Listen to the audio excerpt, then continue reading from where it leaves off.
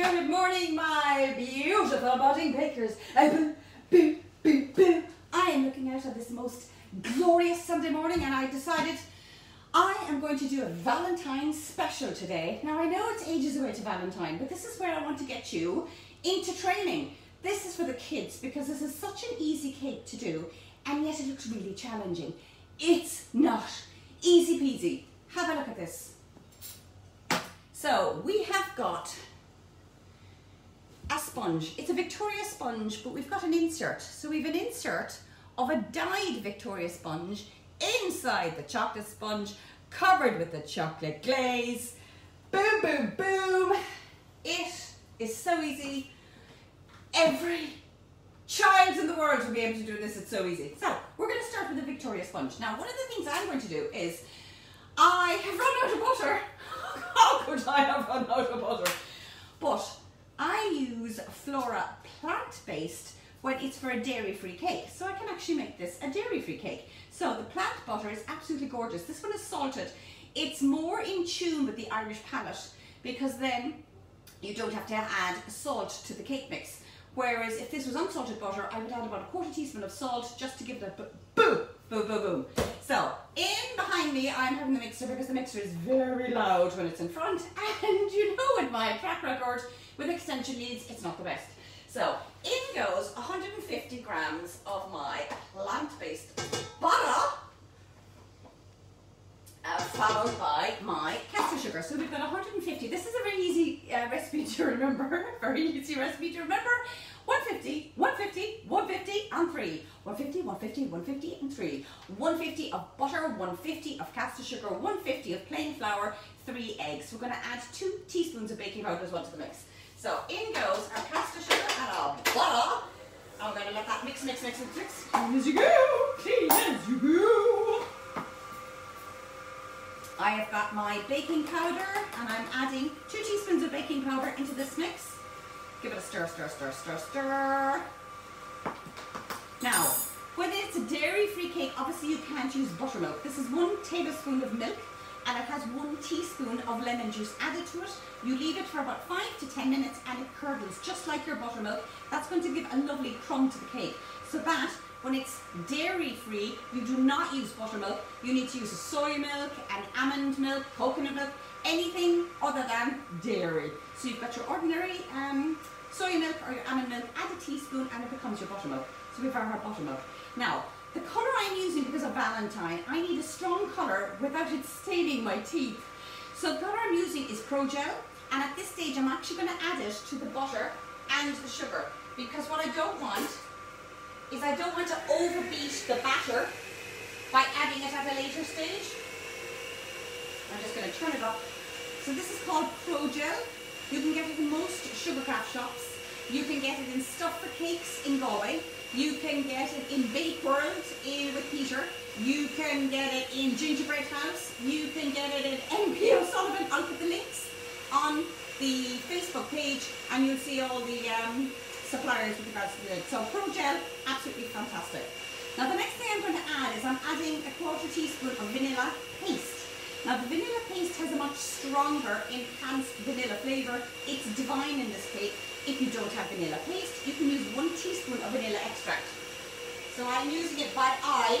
Here it goes, 1/4 teaspoon. And again, the reason I'm adding it is because if I'm adding the paste at the stage where you're blending your butter and your sugar, you're not going to overbeat the sponge. So that's our vanilla out of the way. Clean as you go, clean as you go. We have got 3 eggs and we've got 150 grams of plain flour. Don't forget we have added 2 teaspoons of baking powder to this mix. So the next thing, I'll turn it down a little bit because I'm not going to have a cloud of flour. And I know as strange as it sounds, I add my flour. It prevents curdling. So in goes my flour with my baking powder. Boom, boom, boom. Followed with my 3 eggs. This is going to go into a lined 1 pound loaf tin. Clean, clean, clean, clean, clean. Boom. Last but not least, in goes our buttermilk. Now I'm going to turn it down and just scrape the bowl because I want to make sure it's all amalgamated and blended. I don't want any lumps and bumps. And then one last beat for the road. Dun, dun, dun, dun, dun, dun. Now lads, this is a knickers pink food dye. If for Valentine you decide you want to do a beautiful purple heart or blue, just change the colour.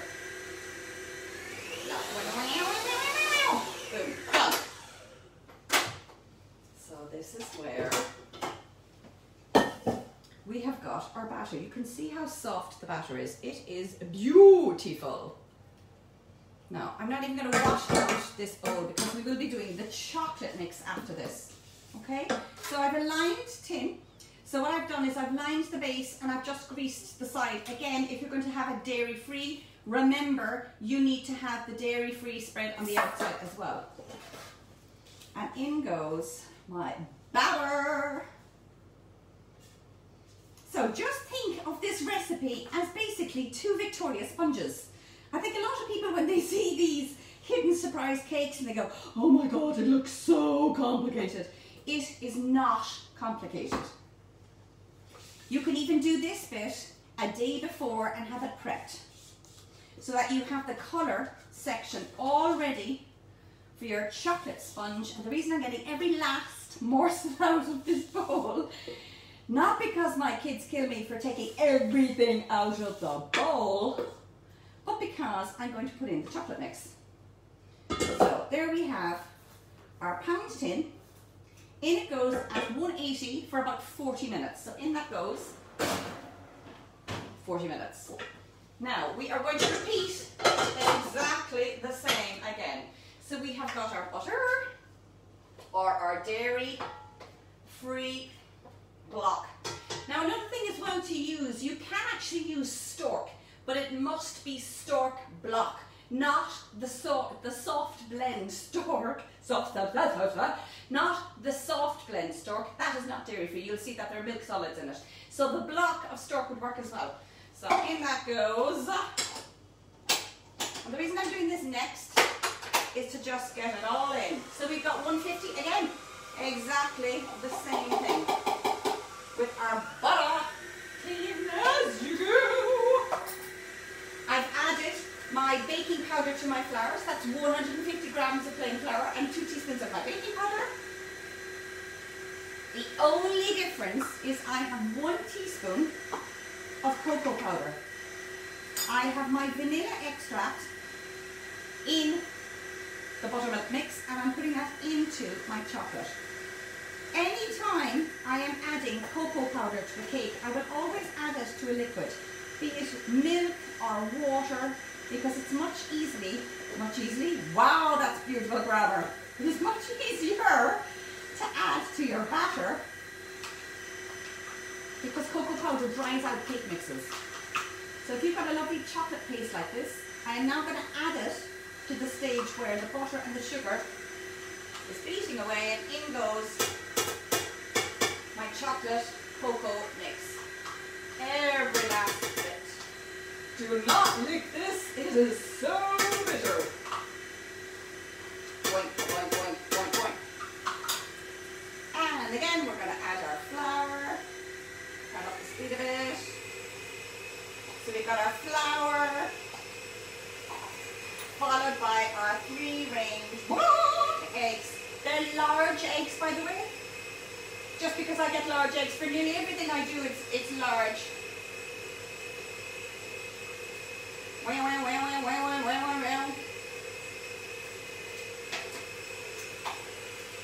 Look at this. Clean as you go. There is something so satisfying about getting everything done and clearing your decks. And there we have our chocolate sponge. So we haven't even washed out the bowl because we don't need to. So we have got our chocolate mix ready. Now that lovely pink cake is baking away behind us. So what I have done, I have prepared earlier, are my little hearts. And I'll show you what I've done. So stay tuned for 2 minutes while I get them out of the freezer. Have a look. Ta-da-dum-dee-dee-da-dum-dum.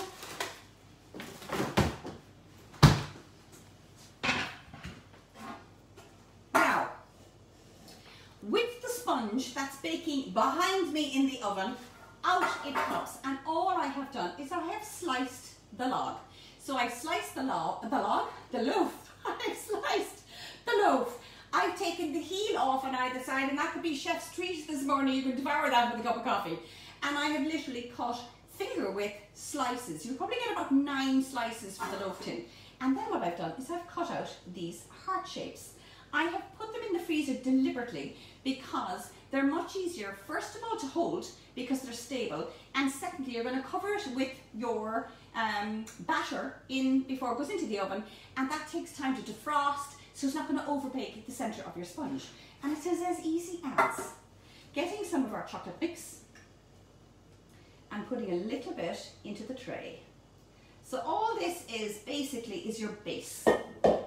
Get a little spoon, and as you can see, all I'm doing is I'm spreading out the chocolate batter and ever so slightly pushing it up to the sides. Might need another little bit more. You'll know that by eye. Put in another little bit. So this is almost like a little bed that you're going to snuggle these love hearts into the tray. Now, another thing as well is because I'm miserably mean when it comes to cake. No, not miserably mean, I'm frugal. So for this size love heart, I have made the size to correspond with this chocolate cake. I have made the chocolate sponge ever so slightly a little bit more rich by making it 20 grams of cocoa. This is a lighter one because my kids prefer the lighter chocolate. So I have got my love hearts, and all I'm going to do is I'm going to gather up my love hearts, and I'm going to nestle and snuggle them in to the loaf tin.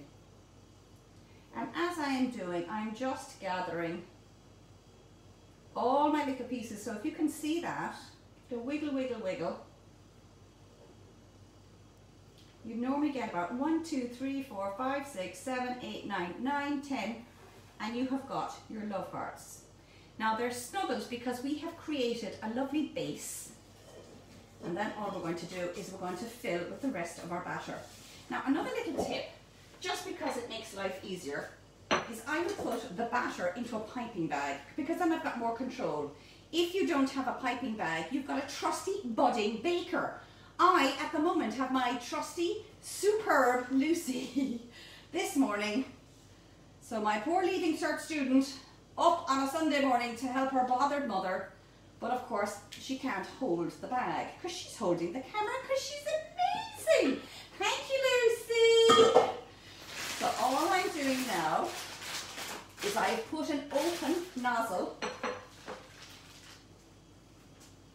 and I'm going to fill. Let's see, as you can see how all I'm doing is filling the batter. I am not super fussy. As you can see, all I'm doing is squeezing out that butter. And I'm just going to give it a little helping hand. So you basically have these love hearts and they're sleeping away in this chocolate sponge and they're covered. Now, it is important to give this a little tap. First of all, you want to get rid of any air bubbles.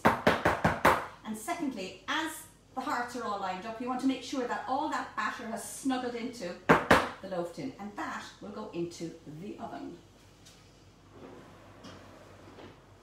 for another 40 minutes. Now, I have quickly thrown that in along with the pink.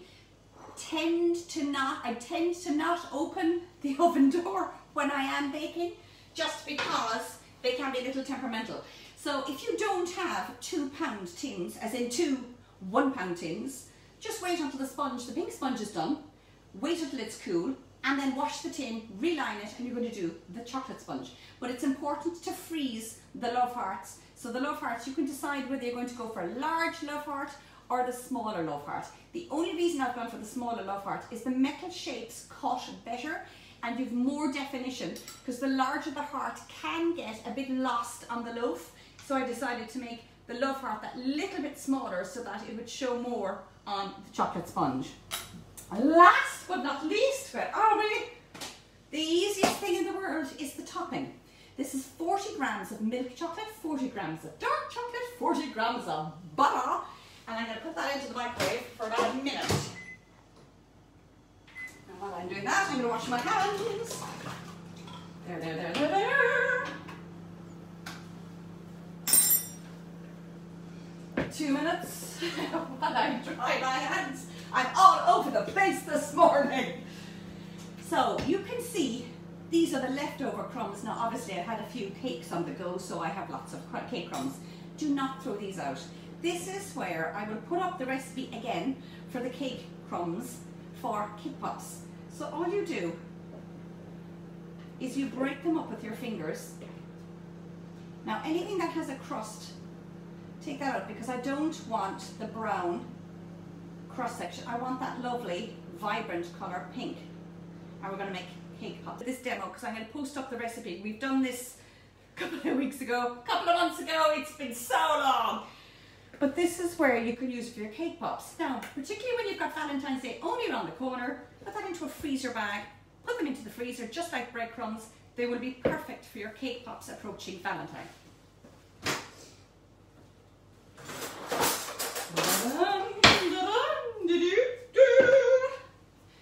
So we have got 40 grams of our milk, 40 grams of our dark, and then we have got 40 grams of our butter. So what I'm doing is I'm basically making a chocolate soup. So my chocolate soup is almost like a ganache. So can you see how runny that is? Okay, this is literally like pouring milk. I'm going to leave this set for 20 minutes, maybe 30 minutes. The chocolate and the butter will start to set. It'll be spreadable, just like Nutella, and that's what I have done, and I've smeared the top of the loaf cake. So that is your mixture. It's too runny. Do not attempt to put that onto your loaf tin because it'll dribble all over the place. You need to leave that set, but it is so simple. 40, 40, 40 of your milk, of your dark chocolate, and your 40 grams of your butter. Now I've used salted butter because salted butter is delicious because it enhances the chocolate. If you use unsalted butter, you will need to use a pinch of salt. Salt actually is fantastic with chocolate because, as I said, it just enhances the flavour of your chocolate. So that is the topping. So we have got a Valentine special. Yes, it takes a little bit of time. It is not rocket science. You've got 2 Victoria sponges. One is pink, the other one is a chocolate sponge. The pink one you are going to slice once it's cold, and you're going to cut out your heart shapes. Once they're cut out, put them onto a tray and shove them into the freezer and freeze them for about 20 to 30 minutes.